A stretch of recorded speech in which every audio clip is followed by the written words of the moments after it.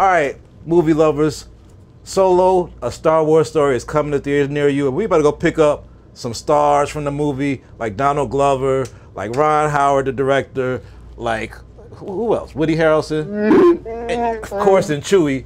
And we're gonna talk to him right here on Black Tree TV. Y'all just stay tuned right here. We up in this Millennium Falcon, yeah. Push it.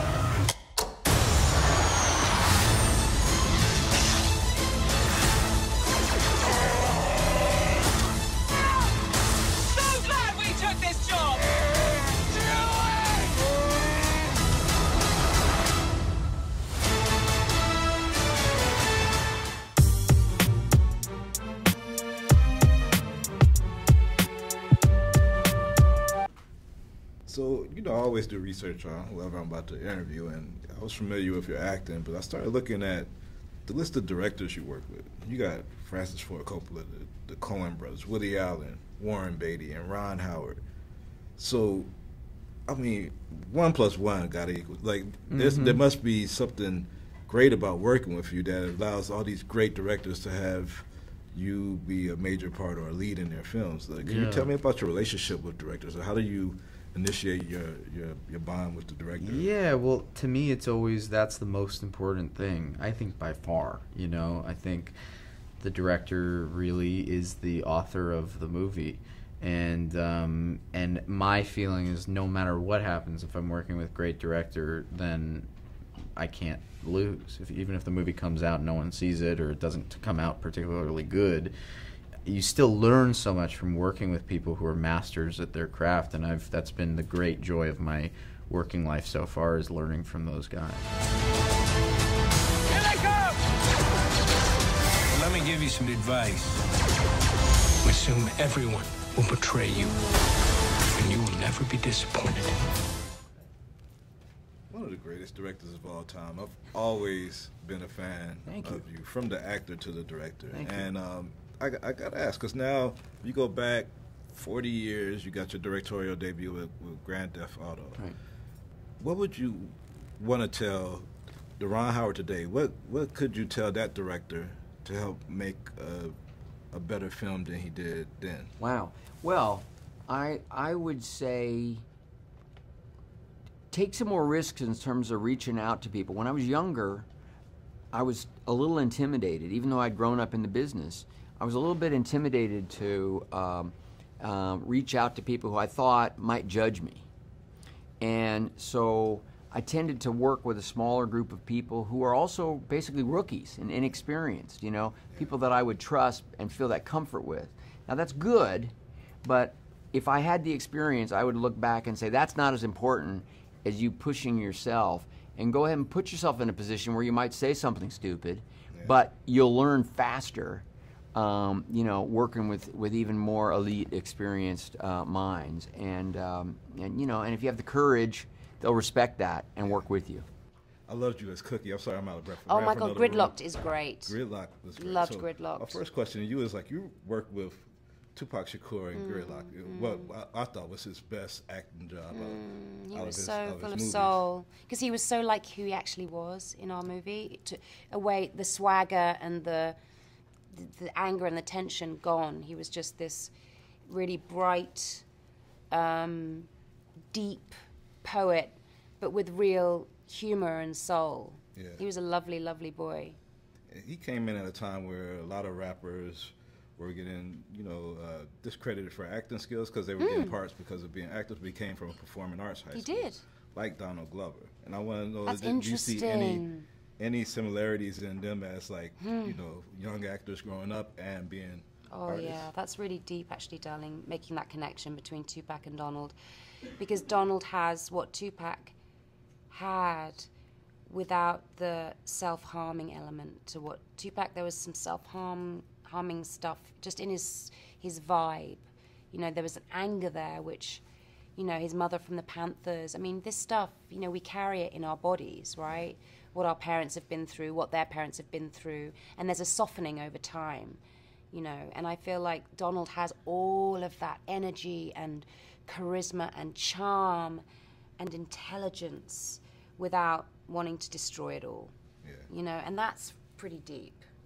you know. So I think we all in life are inheriting from the generation before us, and it's how we make good on that, on their persevering, no matter how messed up their lives were, and ours as a result. It's our duty to go forward and be better. Isn't it? Do you think? Nice. I'm glad we're having this conversation. Yeah, it's This your is duty. Very good. It's your duty to go forward and be better. No, philosophically, that's an important point you're making. You see, how'd you guys let me beat you on that one? Come on. There's no liars in this game. Just players. The seat taken? Nobody's in the seat, then it ain't taken, friend. So this is Sabak? Sabak. Sabak. Got it. You played before? A couple times, yeah. Captain Lando Calrissian. Han Solo. Looks like you're having a good day.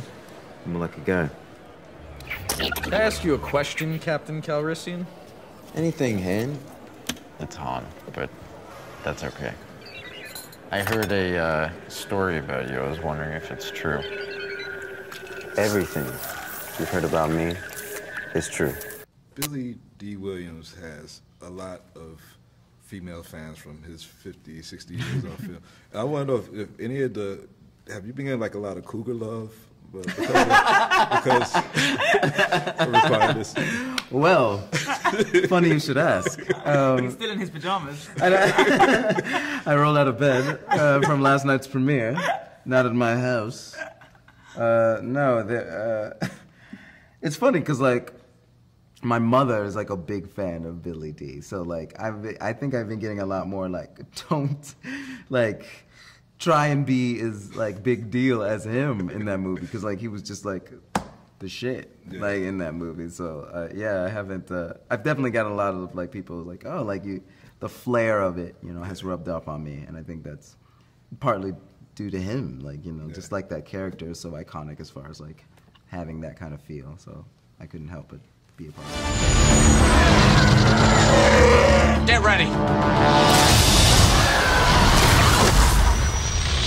Thought we were in trouble there for a second, but it's fine. We're fine.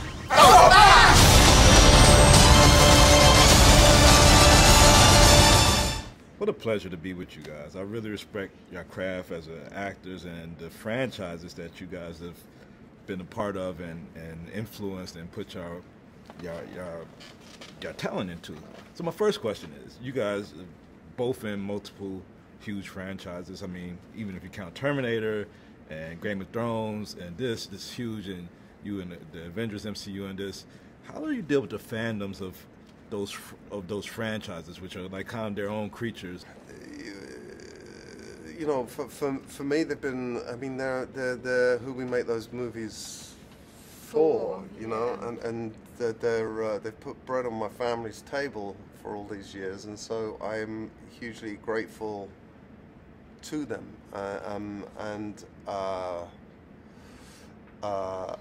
But as far as how do I deal with them, I don't deal with them in any way except to try and be respectful and have a real interaction when I meet them. When I'm in a place where we're interacting, crossing over and trying to have a real, actual human experience, which is difficult in those circumstances because they're usually quite heightened, weird moments like last night. They're not normal experiences.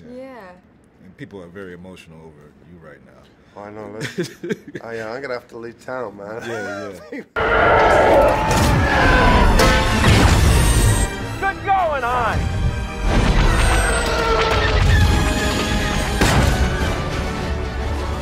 We need to divert auxiliary power to the rear deflector shield. We definitely do.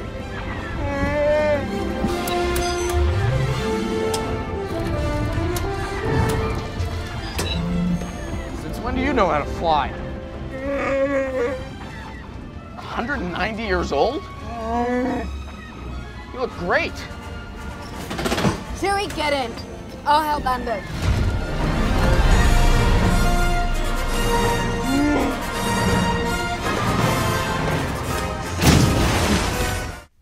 Giannis, you're doing a great job filling in some big shoes, and you actually got big shoes.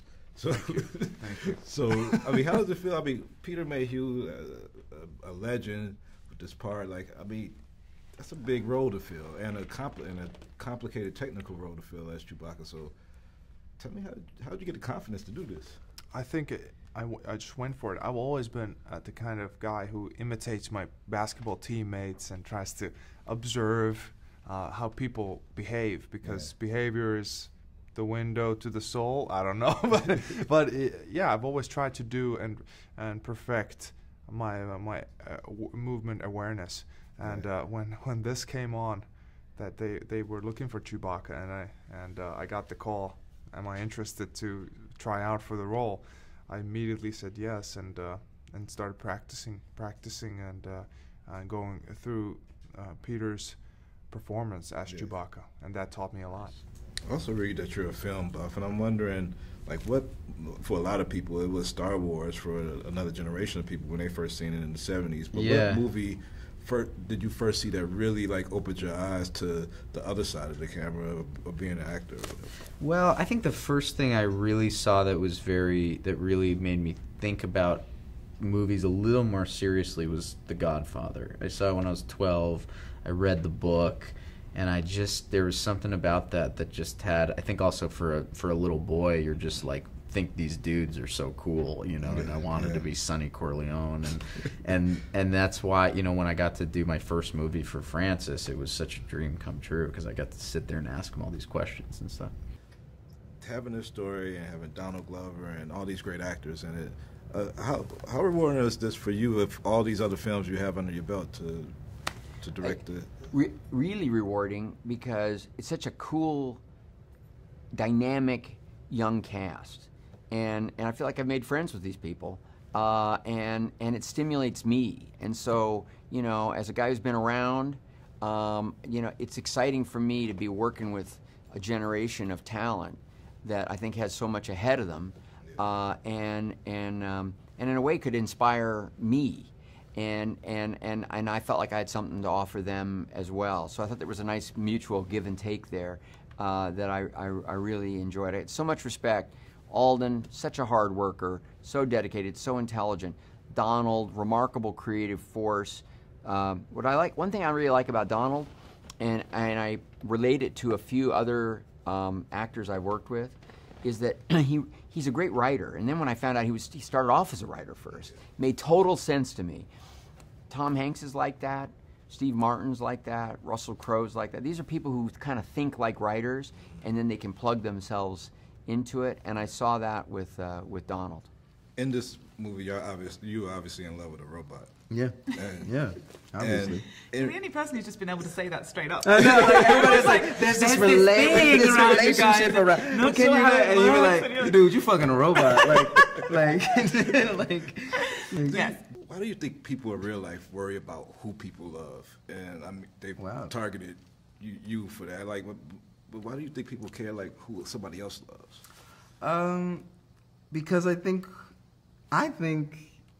who you love intrinsically becomes a part of your identity, and like that's all we have really at the end. It's like your identity. So and people want to be able to define your identity. It's part of our nature to define people's identity, because then you can shun them, you can judge them, you can do whatever, because it's like, I know all I need to know about you. I know everything. So I feel like, yeah, that's just, you know, that's just part of it. And I don't hate on that. Like, I think it's just, you know, just part of it. And yeah, like loving a robot, like, yeah, like I think love is always going to be the greatest thing you can do, but as long as it's not selfish, as long as it's not like, you know, a selfish thing. I love our relationship on the ship, because it feels like a real relationship as well. Yeah, it doesn't feel fake. No, because sometimes it's the biggest compliment in the world when someone doesn't patronize you by being careful with you, that they're just rude to each other, and then, but I can totally imagine them just staying up all night and chatting and sort of getting high and chilling out. Yeah, and laughing at each other. She's like on her oil.